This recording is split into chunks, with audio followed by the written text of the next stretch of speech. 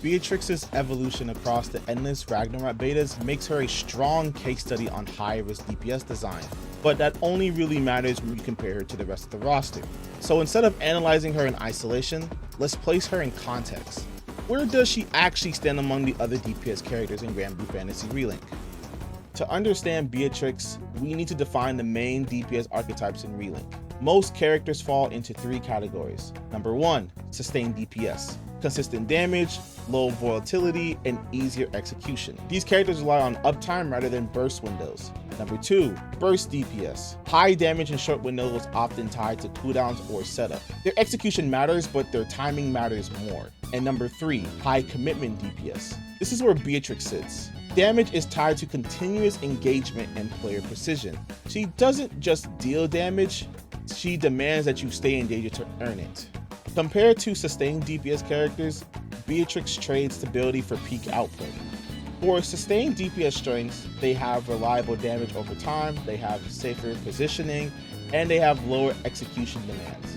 With Beatrix, by contrast, she has higher potential DPS ceiling, a much greater exposure to enemy punishment, and requires near constant input precision. In practical terms, sustained DPS characters perform better in chaotic or unpredictable fights. Beatrix performs better in controlled aggression scenarios, when the player understands enemy patterns. So this isn't just a numbers difference, it's a consistency versus mastery trade-off. This comparison is more nuanced. Burst DPS characters operate around downtime cycles. They wait, set up, and then unload. Beatrix doesn't really have that kind of luxury. For burst DPS, they are strong in coordinated team play, they are less punished for disengaging, and their damage comes in spikes. With Beatrix, her damage is tied to continuous pressure, disengaging directly lowers her effectiveness, and there's no clear safe reset phase. This creates a key distinction. Burst characters optimize when to attack. Beatrix optimizes how long she can keep attacking. That difference becomes critical in longer boss encounters. Within her own archetype, Beatrix's defending trait is flow dependency. Other high commitment DPS characters typically give player tools to cancel out of danger, reset their positioning, or mitigate risk mid-combo.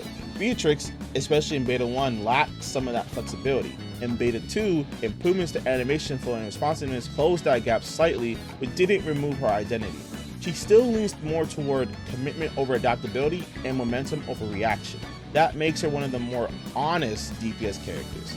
Your success directly affects your control over the combat loop. This is where Beatrix becomes really interesting analytically. On paper, she likely ranks very high in theoretical DPS, but in practice, what matters is effective DPS, what players can consistently achieve. Sustained DPS has high effective DPS and lower ceiling, burst DPS has medium consistency and high spike potential, and Beatrix has high ceiling and variable effective output. The Beta 2 changes specifically improved her effective DPS by reducing input errors, improving combo reliability, and increasing uptime potential. So even without major damage buffs, she became more competitive. Beatrix's value also depends heavily on team composition. She benefits from teammates who can draw aggro, crowd control that stabilize enemies, and buffs that reward sustained aggression. She struggles in teams where enemy targeting is unpredictable, fights require frequent disengagement, and there's no support for her extended presence and melee range. This makes her more composition sensitive than other DPS characters. So where does Beatrix actually land? She's not the safest DPS, she's not the easiest to optimize, and she's definitely not the most forgiving, but she is one of the most mechanically expressive. Compared to other DPS characters, she sacrifices consistency for control, she trades safety for sustained pressure, and rewards mastery more directly than most. After Beta 2, she's no longer held back by mechanical friction, only by player execution, and that's exactly where a character like her should be. If you play different DPS characters in the beta, this is where your opinions usually split. Do you prefer reliability or control? Because Beatrix doesn't give you both. But let me know what you think and which DPS character you're planning to name when the full release drops. Thank you guys so much for watching, and I'll catch you on the next video.